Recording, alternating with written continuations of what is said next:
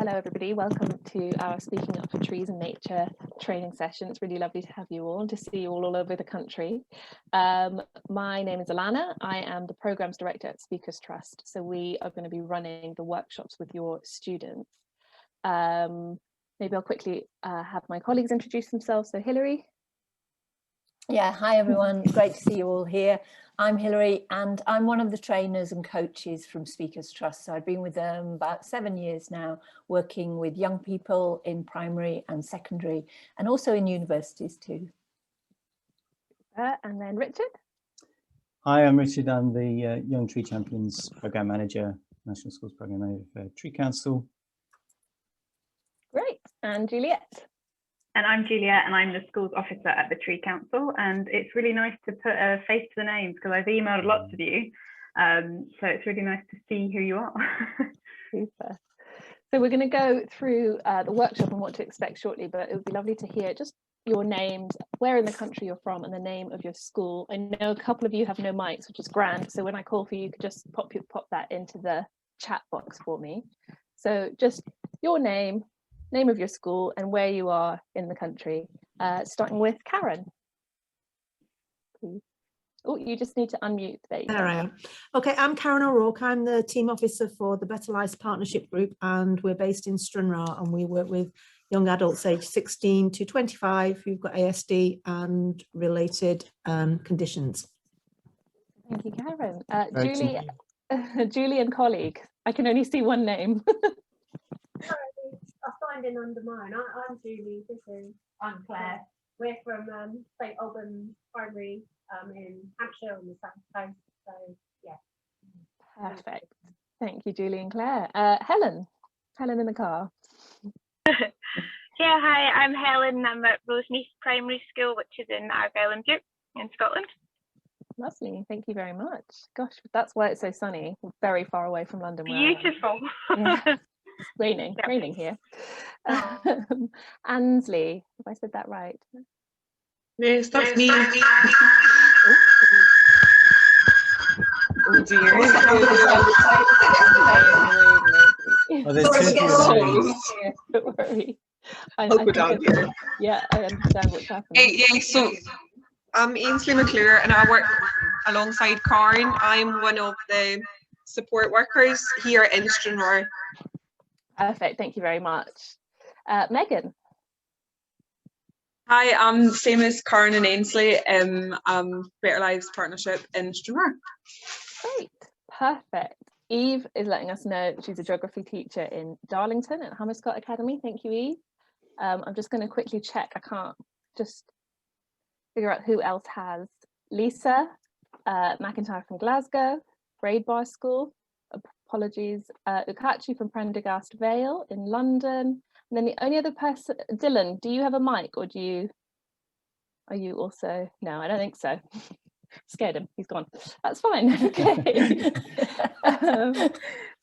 There he is. There we go. Dylan, I don't know if you have access to your mic, but if not, maybe just pop in the chat where in the country you're from and what school you are at. You might be having internet challenges. We'll wait for Dylan. Grand, okay, I'm going to hand over, I think, Richard, are you starting us off? Perfect, I'll hand over to Richard to get us started. Yeah. Thank you very much. Congratulations to all of you. I'm so pleased. This is our second session on Speaking Up for Trees and Nature.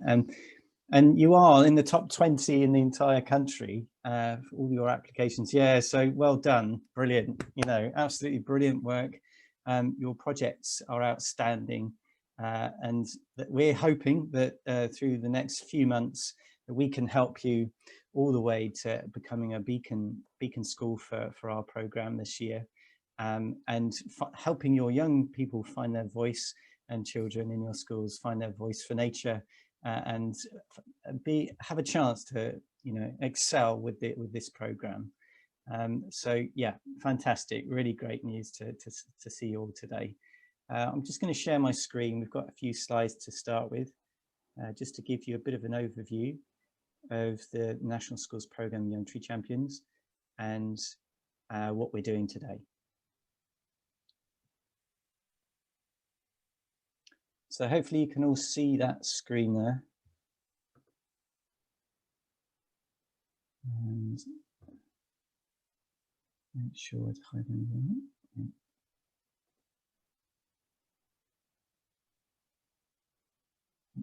So we are all facing these challenges, teachers, parents and children, but most of all it's the children that have been affected by the crisis, and not just the pandemic, but also anxieties that are growing through children's uncertainty of their futures around the climate crisis and ecological crisis. So we're just sort of raising awareness of these particular challenges that the Young Tree Champion programme is looking to address over the next 3 years. The programme is funded by M&G, our funder, a investment company based in London, but a global company.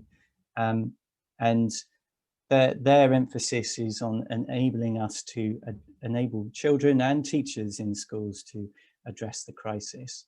As you can see there, there's a few stats around the impact it's had on mental health, but also the pandemic and the gap that's grown in terms of children's attainment over the last year, to do with the fact that they've not been in schools, and my children have only been in for 3 months over the course of the entire year. So parents are feeling it too, and no doubt all of you are super feeling it right now because it's just such a tough time. So not only have you managed to get the applications in, but you've done it in probably one of the most stressful moments in your teaching career. So well done yet again. But one of the other, of course, big highlights of this programme is the trees themselves. And trees have been decimated since the start of the agricultural revolution, with 3 trillion trees being removed from this planet. And that's, of course, causing an impact on how we absorb carbon that's being generated from all the fossil fuels. So there's lots that we can do, everyday actions through planting, collecting seeds and planting trees, but there's far more we can do with our careers going forward to support in addressing the crisis through the Young Tree Champion programme. And that point there, the 89%, I think that's really important to remember. Children now really do have the power, young people have the power, thanks to social media and the platforms that are being created to give them a voice, and this programme is one of those, hence Speaking Up for Trees.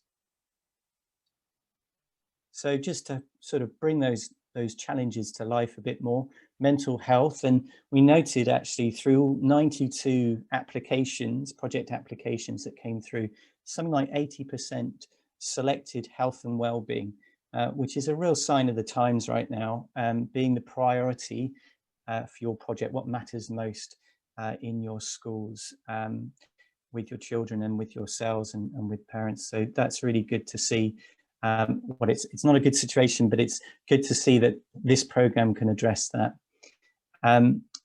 Also, the learning gap that's growing all the time. There's so much information, the science that's coming out from the ecological crisis and the opportunities as well. And is that available for teachers? Is that available for the children? So we're very keen to, through this opportunity, to raise awareness of the knowledge that's out there and the opportunities that are out there. But also there's the challenge around inequality. Of course, young people don't have enough say. They don't have enough opportunity to make the decisions about their future. And so this programme's looking to support them in doing that. And here's our objectives to that. The connection element is really, really critical. Connect, learn and share. And we'll be going through this cycle throughout the year together, but you also be doing this in your activities that you've put into your application process. So those connection activities are all about the well-being factor, helping the children connect with each other as they come back into schools and throughout the summer term, and helping them connect with you and as teachers and vice versa. But also importantly to connect with nature. And that's going to be done through sensory activities. You might want to do something that's more sort of memory based. It might be to do with their relationship with the natural world, their relationship that they have that they're not even aware of right now, but that's going to start to blossom over the next few months. The other element, of course, is the learning from trees.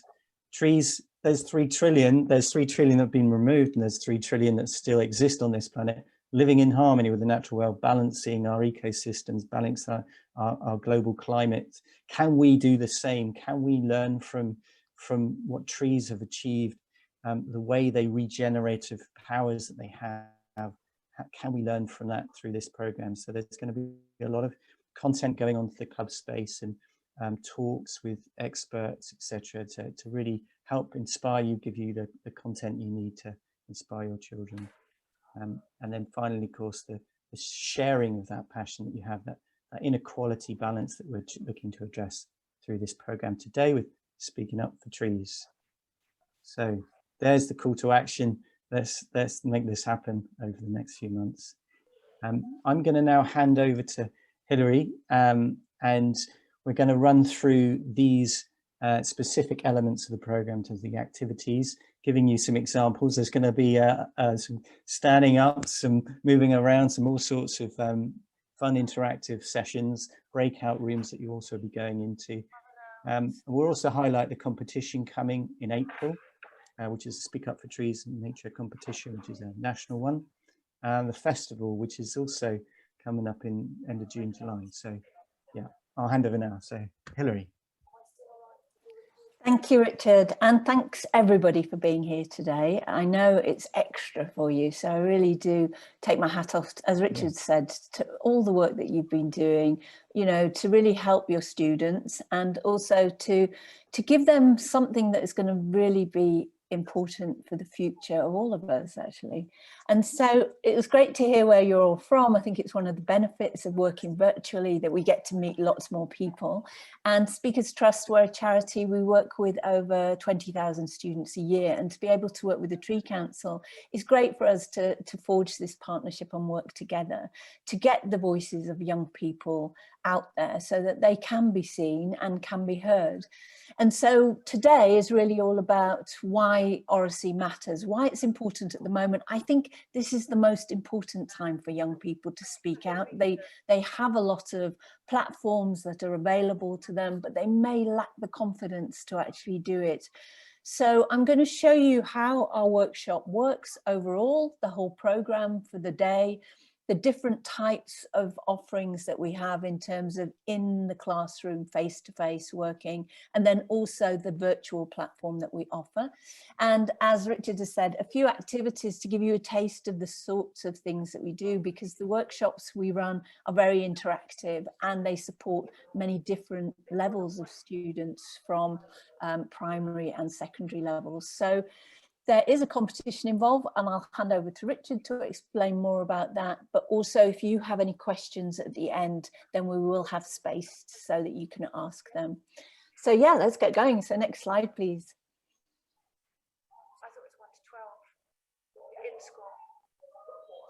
So why does Oracy matter? Well, I don't think I need to tell you as teachers why it is important. I'm passionate about it because I believe it makes incredible change in people's lives. I work with young people, I work with older people too, and I see the difference. If you can work with people at a young age, you can make a huge difference, because this is a life skill that they pick up, they learn at school, they integrate it with the curriculum, and they're able to go forward and be much more confident, successful, and actually feel that their message is heard. So it's a key functional skill. And there is a lot, as Richard said, about mental health. I'm working with children this week who are looking at the issues that are happening around the pandemic, getting back to school, the sorts of stresses that they've had placed upon them. And I think whilst I imagine there were mental health situations that they were dealing with, there's incredible things, bereavement, the experience of being in lockdown, not being able to socialize, things I read about in the paper or hear on the news, but from their perspective, how that feels. And that's one of the things about the program.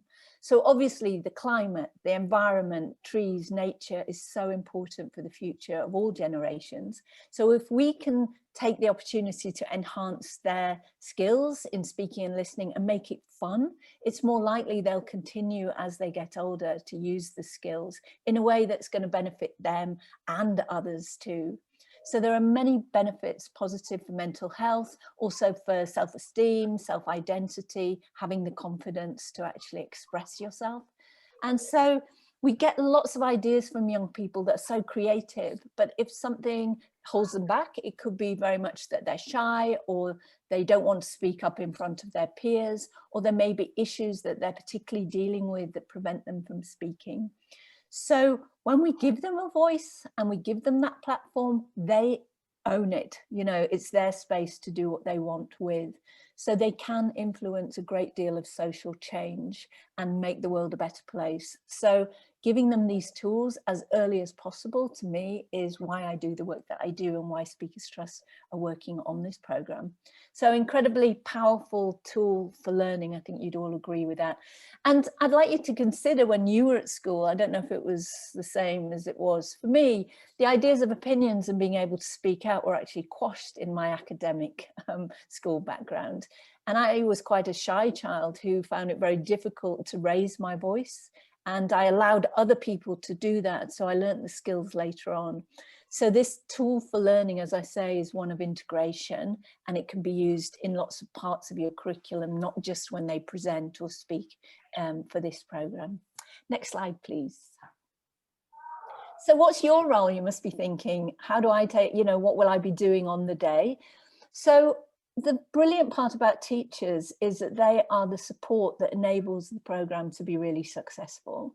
When you participate in the workshop, you are assisting the students you already know to build confidence and to help them speak out in public. You also provide a role model in terms of how you come across. And from my experience with young people, they often think all teachers know how to speak up and speak out. But one of the things is, when they're given the initiative to actually look at what good speakers do and how they speak, they can actually look to their teachers to see how they do that as well. So your support on the day is very much about how you are a part of the workshop, fully engaged with it, and allow the students to share their ideas, to be in a safe, supportive environment and express themselves. You also are helping them to gain this deeper understanding about their connection with their natural environment, which is of huge benefit to all of us, not just them. It's also about giving them that responsibility so that they can feel empowered to use their voices as advocates for nature and social change. So the impact would be your relationship with the students in the classroom. It would also impact on the school culture, and also that bigger picture of the planting of your trees and the knowledge that's going to be passed from different parts of the curriculum. So I see this as a collaborative role, that we come into your school and we work with you in a partnership too. There'll also be a volunteer role, which I'll explain a little bit later. So there will be support staff, as it were, in terms of the trainer, who is a professionally skilled speaking coach, and also has many years of experience of working with young people and in education. And we come as Speakers Trust from a variety of different backgrounds, some from the law, some from teaching, others from shops, some from actors. We've got a whole range of people. So we often match people who are right for particular schools as well with the skill set that they have. So next slide, please. So the actual Speak Up for Trees student workshop is built around the development of skills that are progressive throughout the day. So as I say, each workshop is led by a professional speaker who has been trained not only in the training of speaking, listening and communication skills. They may have other areas too, but they're also qualified to work with young people in that they have a lot of experience across different age groups. So the day is led by the Speakers Trust trainer, and as I say, they're carefully selected for your school, and then you as a teacher and also volunteers who would also help. In this case, it's volunteers from M&G who will be excited to support and be in smaller supportive roles. So the day itself is broken into different parts. It begins with something called the communication triangle, which is the foundation of all speaking. It looks at the content, the things that go into speaking. It also looks at how a young person would deliver in front of a group of people, or it could be in a virtual environment as we find ourselves now.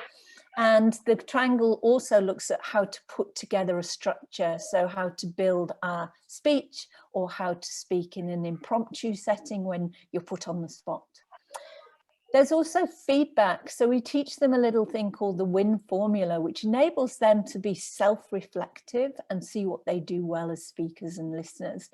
It also gives them an opportunity to give feedback to a teacher on the way that they speak and listen. It also gives them an opportunity to listen to their peers and also give constructive feedback. So it's a very simple way of them learning the skills of how to relate to others, give their own opinion, but also be more empathetic towards somebody who's speaking with them.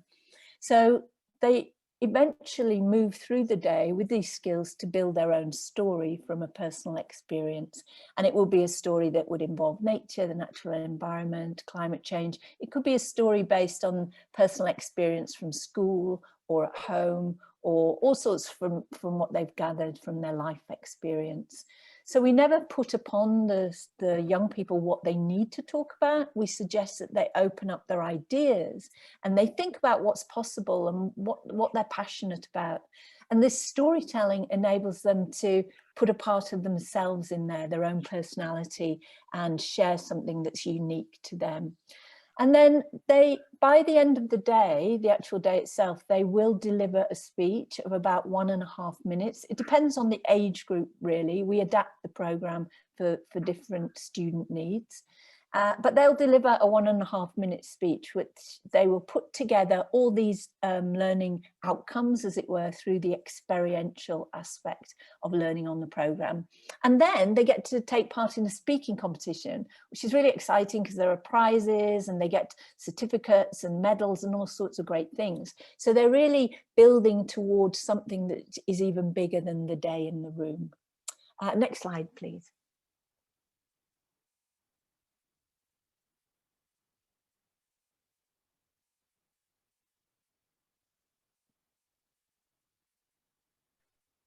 So we offer the programme in different ways now due to what's been happening with the pandemic. So there's the live in-person workshop where all the students are off timetable for the day. So it'd be a full school day that would fit in with the programme that you already have, your own schedule, your own timetable. So we would adapt our timings for you. We have up to 30 students. We would have volunteers assisting us as well, probably 1 or 2 maximum volunteers to support the programme. All of the people who are going to be in the room, all the adults, will be DBS checked, and in terms of being in the room and knowing COVID safety and also safeguarding. So we would love to deliver this programme outdoors, and like I'm in Scotland at the moment and it's so sunny and beautiful out there. I'm just, you know, really yearning to get outside. And so if we have the possibility to work outside, it would be fantastic. But obviously we can work indoors too. So the space that's available to us, we can again adapt our programme for that. A teacher would be required throughout the whole of that session. Sometimes we have had other teachers come in at different parts of the day, but we found the most successful way for this to work is have an investment from a particular teacher who sees the programme through and actually is there for the whole day for us. If it's a remote programme, we can do it just as well, although we will break it down due to the fact of, you know, having to be in a virtual environment. So 2-hour session after school, and that would be broken into 2 sessions. So 2 hours one day, 2 hours another day. Again, we can deliver in different platforms. So Teams, we do prefer Zoom, but that's just a personal thing, but also Google Meet. So whatever works best for your school, what's integrated for your system, we can do that too. And then, as I say, DBS checked and volunteer trainers. It'll be the same for both types of workshop, and that a teacher will be required throughout those sessions. Next slide, please. I was just going to say, Yeah. we're recording the whole session, and we'll send you a presentation as well. So if you're frantically writing notes, don't worry. We'll send you the presentation as well. So. Yeah, thanks, Richard. So the volunteers are very excited about this program because they get an opportunity to step out of their regular jobs and see, you know, and take part in a really interactive workshop. So they're there as other supports. So they may offer feedback, they might help with some of, if young people are stuck on choosing a particular story or topic, they're there to help. They're also there to take part in the activities, which is one of the reasons I want to share the activities with you, so you can feel what that feels like, not just for students, but for everybody in the room. Because the more students see adults doing it, the more they, you know, it boosts their own connection with their storytelling, and they see that they can do it just as well, if not better, I have to say.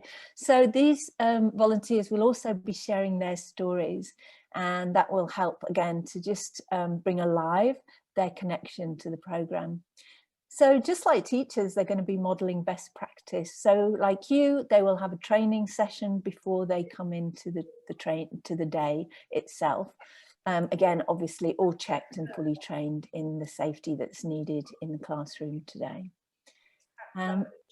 Next slide, please. So yeah, so that's the program itself. And what I thought I would do is show you some of the ways that we interact and ask you to interact too, if you would.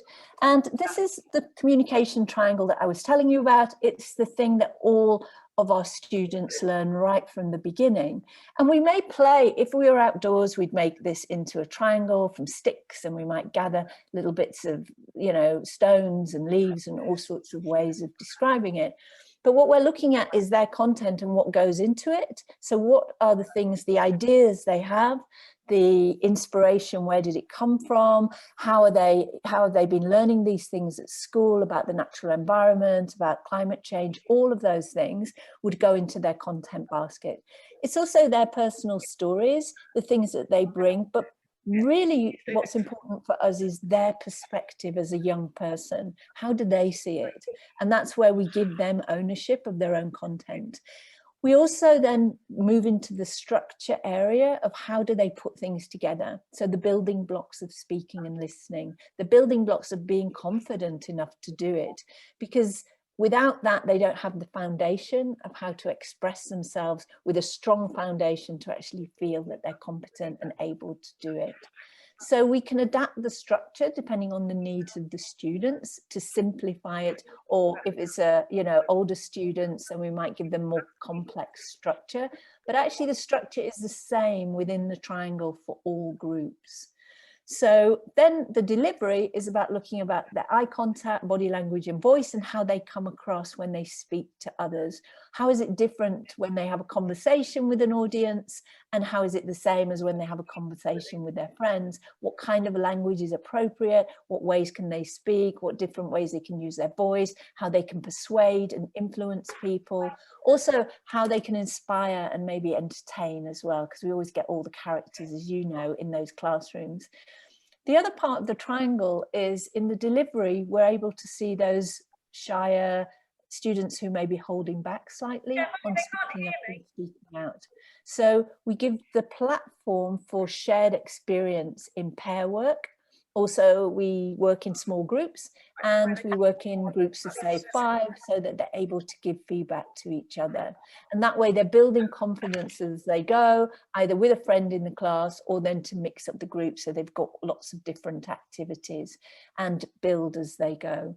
One thing that is quite interesting that I find with teachers is they're often very surprised by the students who end up making a speech at the end of the day, because they may often say that the student has never spoken out in class, or they tend to very rarely speak up and out. And what the program enables them to do is find that way of speaking. So let's, if you're open for it, can I take the slide down, Richard? And I'd like to invite you to try out some of these experiential exercises that we work with young people. And also to give you the opportunity, you can be a young person for the rest of the session, or you can be yourself, whichever you prefer. And so the first thing that I'd like to talk about is how do we play games? So we play games with people so that they have more fun and we're not just talking at them. We don't actually use PowerPoint slides unless we're doing virtual workshops. Everything is from the trainer speaking and getting young people engaged. They may use a whiteboard, but that would be the only equipment that would be necessary. So the first thing is, a lot of you introduced yourselves and that you said about what school you came from and where you're located. And those are often the questions that we get asked as adults. And so I want you to put yourself in the mind of a young person who may be quite nervous about speaking right at the beginning. And so I'm going to ask people to think about what they could share with us. So I'd like you to just consider sharing your name with us and one thing that you love about nature, or a place that you've been to that you really love in nature, or some connection that you have, something you really enjoy doing in a natural environment. And I'd like to ask you to share that with us. So rather than put you all on the spot one at a time, I'd like to show you how to build confidence in doing this. So can I ask you to stand up wherever you are? Obviously, if you're in a car, it might be more difficult. But I'd like to show you the 5 S's of speaking. And if you find yourself in a position away from your camera, that's fine, no problem at all. And when you get yourself in position, just notice what people are sort of intending to do, maybe looking a bit self-conscious already. Some people are, yeah, oh, and other people, yeah, they're getting their glasses on top of their hair, they're rearranging their clothes, they're actually getting themselves sort of dressed before they actually start. And that's normal because we want to make the best impression. So how can we make the first impression with somebody when we are making connection with an audience or a group of people? Now, a lot of us are back at school for the first time, so we're in a pretty artificial environment. We've been in lockdown so long. So when we walk into a space, we might actually feel smaller than we normally do. So wherever you are at the moment, I want you to consider taking a stride forward, a step forward with purpose, where you actually walk for a reason rather than just wandering up to the front of a room or wandering up to meet somebody or actually make that first impression as a confident speaker. So as you step forward, really feel the ground underneath your feet, as if you're outside actually. Maybe you're in nature somewhere and you're walking along in a forest or on a path and you're walking with purpose and you're going to stand and you're going to really own the space that you're standing in.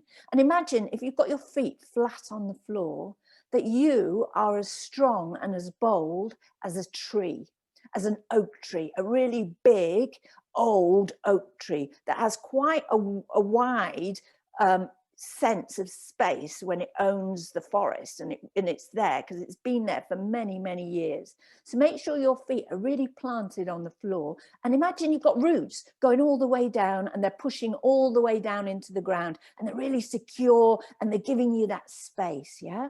And as you look up and out, imagine you've got branches. Think about your hands and your arms, and you're really pushing out into that space and you're opening your branches out to feel all that space around you that you can see, and just feel how that opens up your breathing. You know how trees, they have their own breathing, don't they? Just like we do as humans. And as you breathe in and breathe out, really start to feel what those branches feel like. You could even move them around. Perhaps there's a bit of wind. And imagine as you're looking around, you're actually a tree with eyes. You know how trees have those little gnarly bits that you can see like eyes? And imagine you're looking out around the forest. Just see what you can see. So don't just look forward, look out to the left, spend a bit of time looking out there and imagine what you can see in the distance. Can you see other trees? Perhaps you can see some bushes or hedgerows. I don't know where you are in your forest, but my forest, I can see birds. There's birds on the branches. So maybe you just want to look out to that bird and you're just making connection. And this is similar in front of an audience. When you make connection, you're opening yourself out to people, just like you would as a tree would open itself out into the forest. So we're very solid down in the bottom half, and we've got this lovely open movement in the top part of our bodies. And now I'd like you to think about something that makes you feel really good. As a tree, it might be all the lovely water that you're drawing up into your body. And I want you to imagine what it feels like with a little smile on your face, to share how that would feel. Something that feels really nice in your body, or something that happened to you last night that was really good fun, or something, maybe somebody you care about, somebody that you really love and care about, or a pet, and you're just feeling that feeling inside, and it's coming out through a smile. So as you smile, you look around. And what I want you to do is introduce yourself. I want you to introduce yourself to the forest. And remember, I just asked you to say who you are. So introduce your name and say it as loud as you can to all the forest, and tell the forest the thing that you love, the thing that you really care about, the thing that you enjoy doing in nature. So you're sharing your experience of nature with the rest of the forest. And we're going to do this all together after 3. So you don't have to talk on your own. You can talk like a big forest of trees together. So after 3, what I'd like you to do, I'd like you, just like I would go, hello, my name's Hilary, and share the thing that you really love about nature. Okay? So after 3, 1, 2, 3, go. Beautiful. Look at those branches, all the leaves moving. Fantastic. Yeah. And when you shared all your information, just stay. Just stay and imagine that you're feeling what it feels like to get that feeling back from the forest, that connection with the forest, that connection with the wildlife. Maybe there's even little wild animals around you at the bottom of your feet now. Maybe there's been a few squirrels, or if you're lucky, a hedgehog or something that's come along. Maybe there's a bee that's buzzing around. But just stand and notice. Wow, how amazing it is, yeah, to be a part of nature. And similarly, when you talk about nature, you can be as solid as that. So those 5 S's are stride, stand, smile, speak, and stay. So well done, everybody. Great job. Thank you. Take a seat.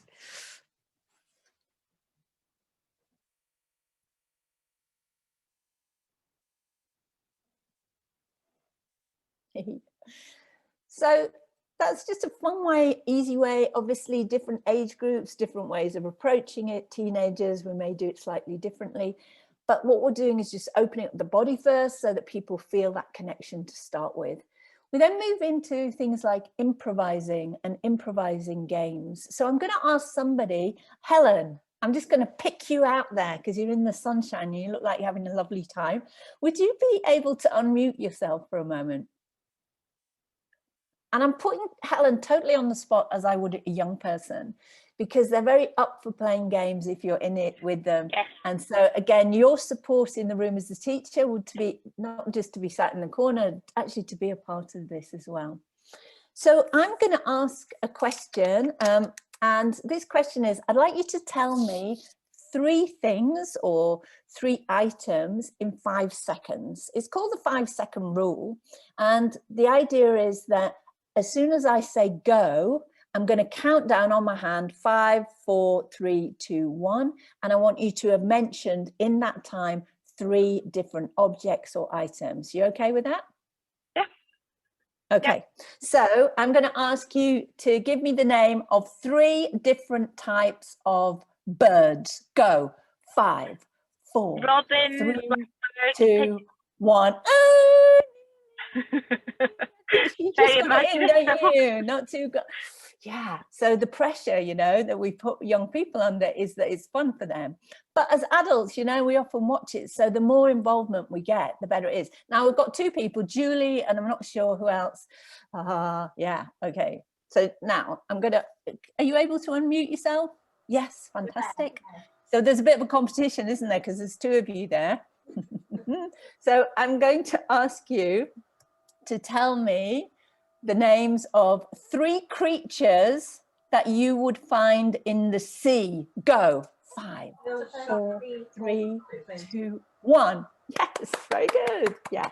So we might play a game like that where we've got a couple of people doing it. We might have 3 people up at the room. All depends on the level, you know, of how confident they are, because some speakers may not want to get up straight away. So little games like that, something that we play. We then move into how do we improvise. So when we played a few games, they could be movement-based games, they could be speaking, they often have speaking involved with them, they could be changing places, so there's lots of activity. We then move into, okay, you're going to be put on the spot a lot at school and when you leave school, and we want to hear your opinion, right? So we get into the impromptu speaking structure and speaking. So that is a game of impromptu speaking. But then what we want to look at is how can they make it sound that they're owning what they're saying and they're putting it out to everybody. So again, I'm going to ask somebody, can I ask Megan? Yeah, oh look at her. Oh no, and that's the thing with put on the spot. If ever you say, is there a volunteer, you know how it works in class, don't you? Yeah, it's like, oh no, everybody looks away. So what we're going to say to Megan is I'm going to ask you a question first of all, and I'm going to say, let me see, I've got a couple of questions here. Tell us about a tree that is really special to you, maybe one that's near you or one that you used to know about, a tree that's special to you, and why? Tell us why. The rowan tree that I've got in my garden, because I got it for protection for the home. So, brilliant, and that's great. Well done. Thank you for sharing. That was really brilliant. Thank you. And I almost could see it because you gave us a really great description of it. However, then I would move on and say, do you know, there's an even better way, Megan, that you could do that. And that's if you followed something called PREP, P-R-E-P. So with younger members, we might say PEP, which is point, example, point. But as Megan's a slightly older person, I'm going to say point, reason, example, point. Now, this gives you a little structure in your mind to be able to put it together, yeah? Mm-hmm. So if I say to you, could you tell us the answer to that question again? Yeah, so I'm going to ask you again, can you tell me about a tree that's special to you? And can you set it up for us with that point at the beginning? The tree that is special for me is this one, so that the audience know a bit more about it. So you're guiding the audience in a certain direction, yeah? And then give us the reason why, expand a bit on your example, and then finish it off with a really nice point. Is that okay? Yeah, I'll try. Great, thank you. I'm putting everyone on the spot in these sessions. So no pressure. Yeah, no pressure. No. So it's point, reason, explanation, and finishing off with a point. Yeah. Right. Yeah. And I'm here to help, so don't worry if you get stuck. Okay, the tree that's really special to me is a rowan tree that I have in my front garden at home. It's special to me because I believe in the special protection properties that it has, so I got it and planted it in the garden for protection for my home.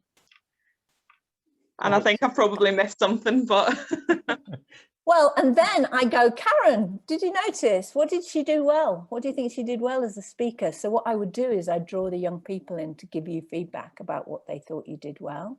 Okay. And then, is there something that you could change? So I would ask a student to say, what did you see that you know, Miss Laurie did well? And then they'd be able to give feedback.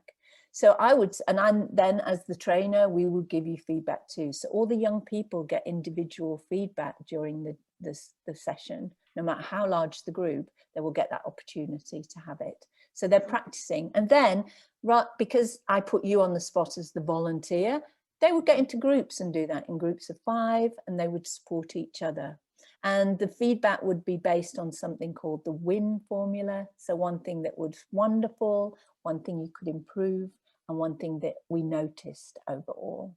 So throughout the day, we're dripping in these ideas that they can give feedback to each other, and they're embedding the learning as they go. And obviously, depending on the learners, we adapt that pace at which we go for each student and what needs are there for those students. So we can adapt the game. We can also adapt the questions. So the questions could be more complex.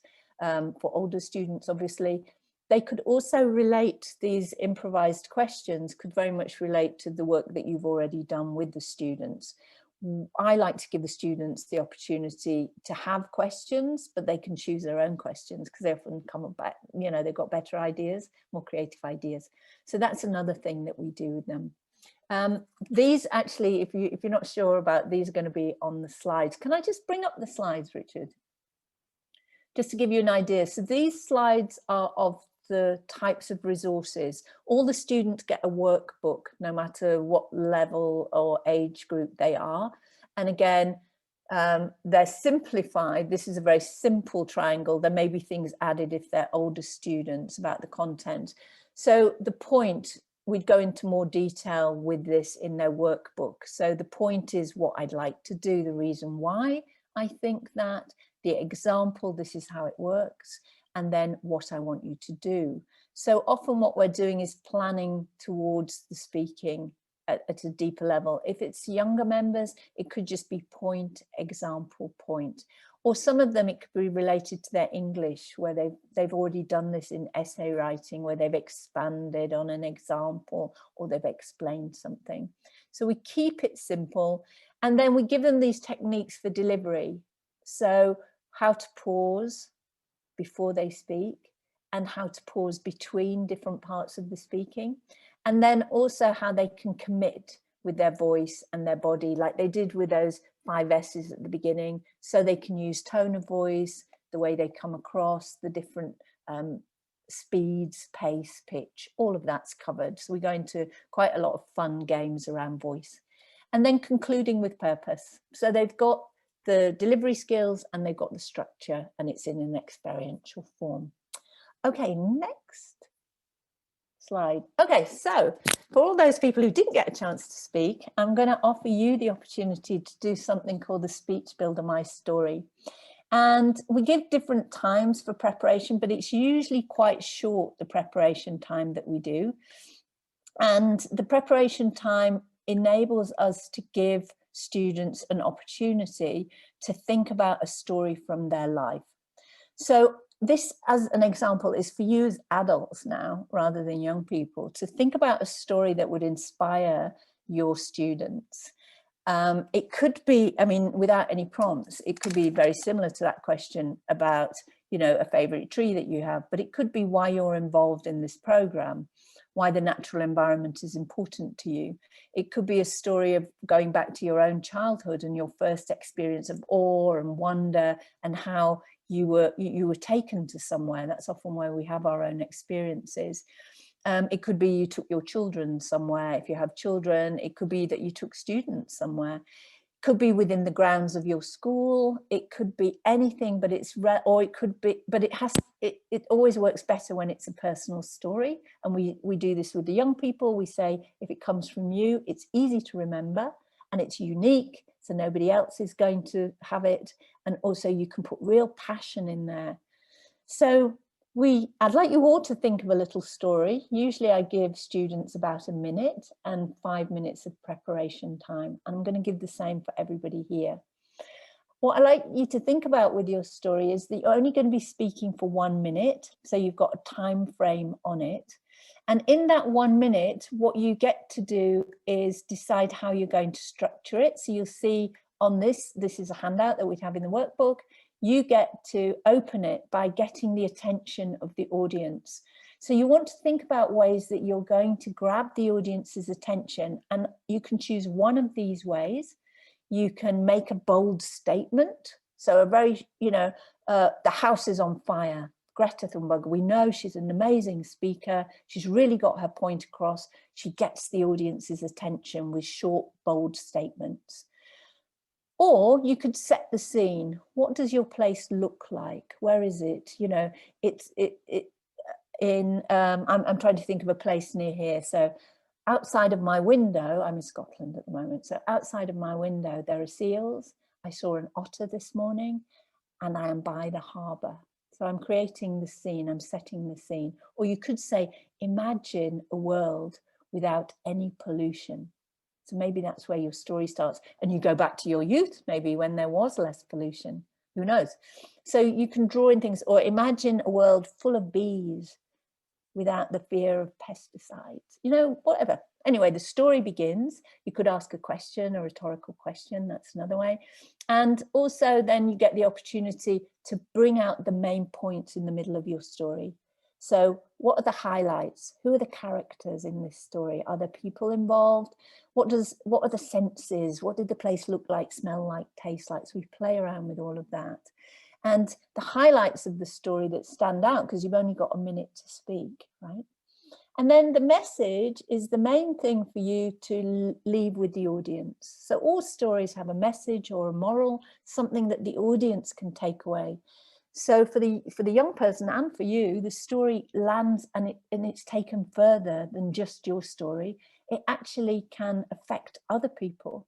Your story can mean something to other people. And when you think of all the stories you tell your friends and family members, and we've all got stories about the pandemic and we've all been in it together, but our stories are different because they're unique to us. So really put your personal story, you know, give it that, your slant on it, and then it'll be really great for us to hear. So what I'm going to ask people to do is I'm going to put you into a breakout room. If you haven't been in one before, don't worry, I will let you out again, and you'll get a little notice that will invite you into the room. You have 5 minutes in that room to speak, to think about how you're going to tell your story, and also to share that story with somebody. So spend a few minutes now thinking, okay, I know what my story is. I'm going to have a good opener, I'm going to have a good middle and a good ending. But the practice place is in the breakout room. So you have a minute to speak. The person listening to you can help you and give you some feedback. They can say what they thought was really good about what you were doing and what you need maybe to change to make your story even better. But they can give you a little bit of feedback because they're your listener. And then you swap over and you deliver your story for a minute too. So are there any questions about that? Great. And so then they all go into their rooms, or if they're in groups, obviously they do it in the group itself, in the room. Okay, so see you later. Look forward to hearing your stories in 5 minutes time. Did you get popped out quick again? No, we were just efficient. We both told our story and did our feedback before our little notification came up. It was great. It was really lovely.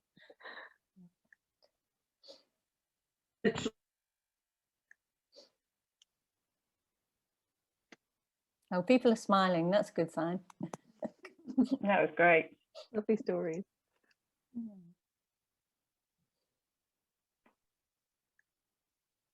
I love it how some people come out of breakout rooms really, you know, straight away, and other people keep that 60, you know, there's just that time frame where they leave it right to the last minute. I guess a few people might have 3 in their room, might they, if they've got 2 in there. I moved some people around. Room. I think Okay. Julia, you probably realized I popped her out of a room. She was in a room 3, and then, and it was interesting, and I hope you don't mind me sharing, Helen, that Helen asked for help, and I thought it was because she was in the car, but it was, you know, that somebody wasn't able to put that, maybe use their microphone or do whatever. And I thought it was a really good example. It didn't come up yesterday, but that if students need help and we're doing it virtually in the room, we are able to do that. But the great part of having a teacher there is being a part of, like a co-host, you can go in and help in the rooms, and the volunteers would be able to do that as well. Obviously, physically in the room, they would be in little groups of 5 doing this exercise, depending on the size of the group, or groups of 3, however many, and the teacher can move around for any who are stuck. The volunteer could also do the same. And also the volunteer will have their story because they'll have trained in the same way. So, you know, the more stories you have, the better to bring into the classroom, as you know yourselves as teachers. But I would like to ask if anyone would be willing to share their story with us.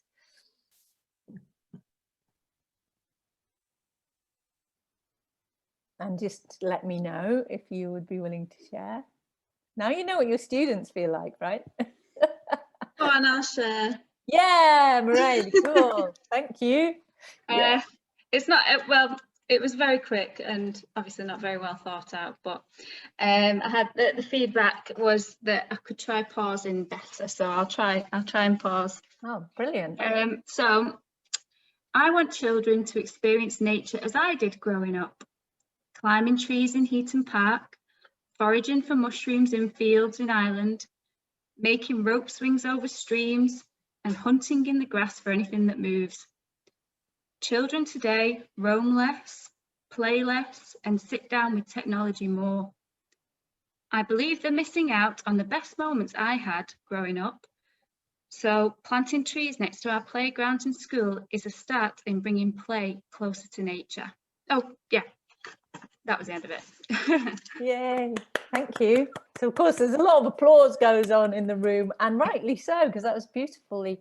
And so again, we're in a position where we can give feedback. It's funny, isn't it? As teachers, we give ourselves feedback, but the young people love hearing each other's stories, and then they find it an easy part to give feedback by then, because they can say, oh, it was really good, and this could work better. So there could be an opportunity where you deliver something you may be asked to, but if you don't want to, you don't have to, but the volunteer could do it there as well. So we're always emphasizing the fact that we're moving forward with sharing more in bigger groups.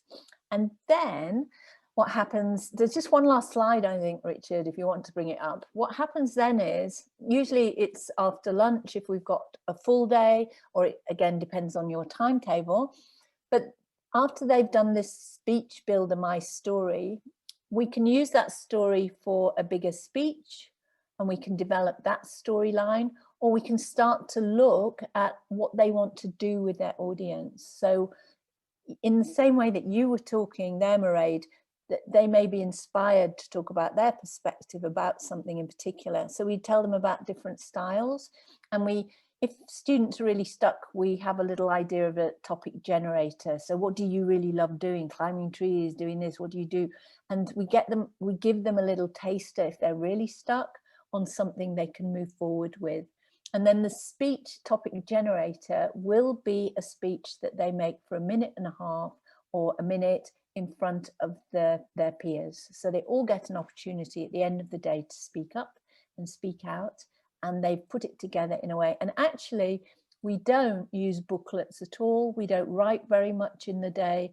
We plan keywords, and students all get up and deliver without any notes at the end of the day. It's quite amazing to see. And I think that's why students surprise teachers sometimes at the level they get to. And so that's our day, really. That's how it works. And then the difficult part is choosing out of all those students in the room who you would select to go forward at competition level.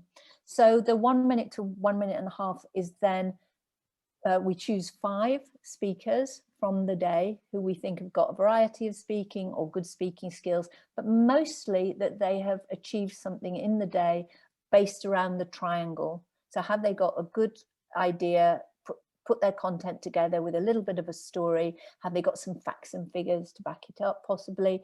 And then have they got a good beginning, middle and end? And are they using eye contact and opening to the audience? So there's a scoring that's done, so it's fair. And the teachers often bring all the other teachers come. I've had head teachers, and they make a real celebration of that day's training. And of course, it's part of the program. So the celebration enables them to go on to a bigger competition, to the festival, and there are prizes, and I'll let Richard tell you all about those exciting parts. But the judging may seem overwhelming as a teacher, you know, ooh, that's a lot of pressure. But we have a judging sheet, we have a resource pack, teacher resource pack that you have from the beginning of the day, and it's sent to you in advance. And the structure is really built on the whole program of that communication triangle. And the difficulty is choosing, because there's always so many good speeches. That's my experience. And then how to support those students. So when they you have your 5 selected, they then have time to build it into a 2.5 to 3 minute speech. They polish it up with your help or their family's help or their peers, and they keep the same topic and they develop it. So they may need to look up facts and figures and back it up and all of those things. They have time to really make it into their special speech that then goes on to the competition and the festival. So I think that's everything. I don't know if Alana has anything to add, but I'm going to hand over to Richard so he can tell you about the excitement of the festival and what's involved and where the students go from this day. Thank you, Hilary. That's fantastic. I always like doing the standing up, being like a tree. No, it's just perfect at the end of the day. So the festival, it's coming very soon. There's 2 dates there to put into your notes as you're making. As I say, you'll get presentation as well after today. 22nd of June and 14th of July for England and Wales, 22nd of June for Scotland and Northern Ireland. It's online, it's 2 hours between 1 and 3 o'clock, so during school hours. And we'll be inviting all of your schools to the festival. So all 92 schools that applied across the UK will be invited along to the festival. And it's a great opportunity to celebrate all the achievements that the children have achieved over the course of the last few months, and you as teachers as well, very importantly. We're all putting into this programme. And to share the learning that you've had, so there'll be breakout sessions during the festival where you can get some more top tips from Speakers Trust. We have other partners like Eco Schools, I'm hoping, fingers crossed, the Harmony Project and others that are supporting us, Derby University as well on the day. So there'll be breakout options that you can go into. And we're also going to have a closing performance from one of our young ambassadors who appeared on The Voice recently. So that's exciting too. And part of that competition for Speaking Up to Trees, so the steps that you'll go through. So once you've done your day, towards the end of the day, as Hilary mentioned, we'll be asking you to select your top 5 using the triangle criteria of structure, content and delivery. Those top 5, you can then take them on to select your top 1, the winner from the whole day. You can do that any way you like. It could be something where you give those children a chance to present in an assembly. It might be they do it in the classroom because you use interactive assemblies that you do.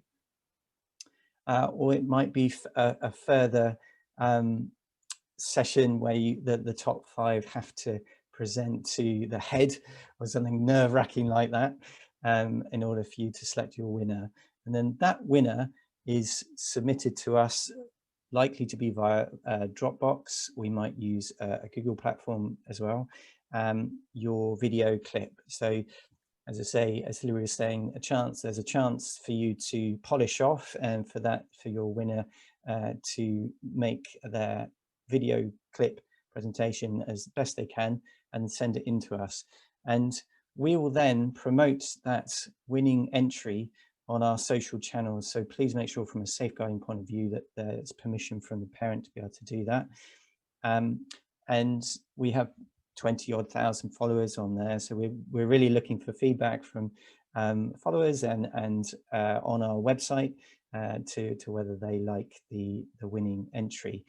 Your other 4 entries, so your runners up, you can still put onto the club space, and please do, we very much welcome that, because that will be another space where they can receive feedback from other schools as well for the fantastic speeches that they've produced. And then at the festival, we will award 10 runners up, where there's some top secret prizes. All those that have submitted an entry into the club space will receive a certificate. But for those 10 runners up, there'll be medals, there'll be vouchers of a certain amount of money. And there is opportunity as well for those entries to win a place as an ambassador for next year. So really exciting. And there are other prizes which I can't mention at the moment, which are also very exciting. So that's the steps that we're asking you to go through. And if there's the whole competition and all the information will be in the packs that will be going out to you on the week of the 26th of April. So the detail behind the competition and how you enter will be available to you that week, and we'll email it to all the schools. I'm now going to hand over to Alana, who's just going to tell you about the next steps. Yeah, so the next thing is to get your workshops booked in. So workshops can happen anytime between the 4th of May and the 4th of June. And the reason for that window is so that we can make sure we get your competition entries in time for us to review them before the festival. This week or just early next week, we're going to send you an email where you can tell us your preferences for your workshop. So things like whether you would like it to be remote or live. For a remote workshop, we would have 20 students on a digital platform of your choice. So say it's Teams that you use in your school, after school in 2 different 2-hour slots. So we'll probably have 2 different days. For a live workshop, we'd have up to 30 students. I should say it's up to, so there's not a lower limit, we just have an upper limit for the amount of students that we can work with. For a live workshop, it'd be up to 30 students outside or in a classroom at your school for a full school day off timetable. But we can be flexible to your timetable and what works for you. So if there's any concerns with that, let us know when you're going to have a little form in that email. We're also going to ask you if you're happy to have volunteers to support your workshop. That is your choice. We recommend it. It means that you're not put on the spot to share your story, but if it's not possible, that's also fine. You just let us know. As soon as you've received that email, fill in the form, and then that means we've got the information that we need to get cracking to get your workshop booked in. But in the meantime, if there is anything that you want to chat through or talk about, just email us at hello@speakerstrust.org, and we can have a conversation to make sure that you're very comfortable with what will be happening in your school. I think that's all the nuts and bolts covered. One more thing from Richard, I can see. Yeah, and yeah, please email us too as well, so you can see us in schools@treecouncil.org.uk. So if if either of us, Lana, myself, Hilary, or Juliet, will be able to try to support you and answer your questions. Just a little note on M&G. So being the funder, they're super excited about this program. They're a global organization, and this is their flagship for the UK.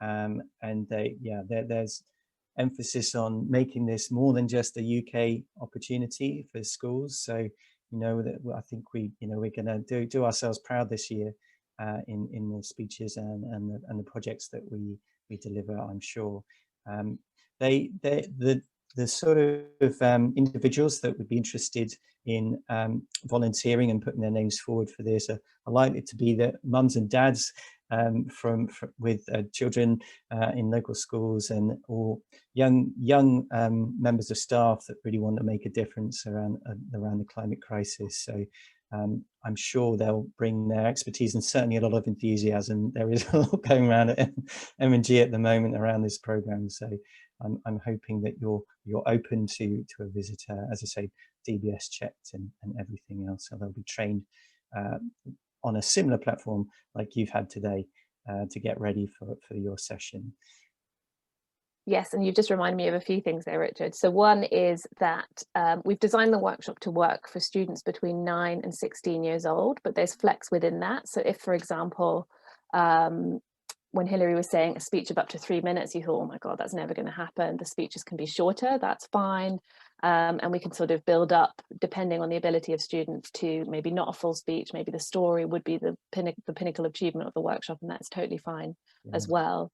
The other thing that is always worth flagging is our COVID safety. So it'll come in the form that I'm going to send you through, but just in case it's on your mind, we've got a risk assessment for delivering our live workshops. We've been delivering live workshops following those policies and procedures in schools whenever we haven't been in lockdown over the last year, and it's gone really well. So if there's any concerns around that kind of COVID safety, and we've trained all of our trainers, and we'll train the volunteers as well in that. I think questions, time for questions. Stunned you into silence. Oh, great, Karen. Oops, you're still muted, Karen. Mute, sorry. Did you say there's an upper age limit of 19 years? And say it again, sorry. Did you say there's an upper age limit for entry of 19? There's not. No. So we've designed the workshop between 9 and 16 years old, but we can flex. So if you've got older young people, we can work with that. That's grand. Yeah. We've got older people, but the intellectual capabilities might be not at the chronological age. So yeah, exactly. Gotcha. That's fine. So what we'll do is fill in the form when you get the email through, and then what we'll probably do is have a phone call and talk through the needs of your students and decide where to flex that workshop to meet their needs. Thank you. Any other questions? If folks don't have mics and cameras, obviously just pop your question in the chat box. Yeah, please. All schools, you're going to receive a tech kit. If you've ticked on tech kits, in there, there'll be stickers as well, just thinking about making sure every child feels they've achieved throughout the day. So it's a Force for Nature sticker that you can give to those children. Just so that's also coming in your tech kits.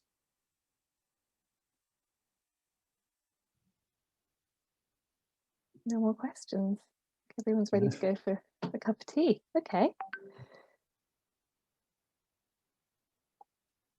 Great. I think in that case, if you're happy, keep an eye on your inbox. The lead teacher, so the person who would have filled in your Tree Champions application form, for an email with the form in the next few working days, so tomorrow or maybe Monday.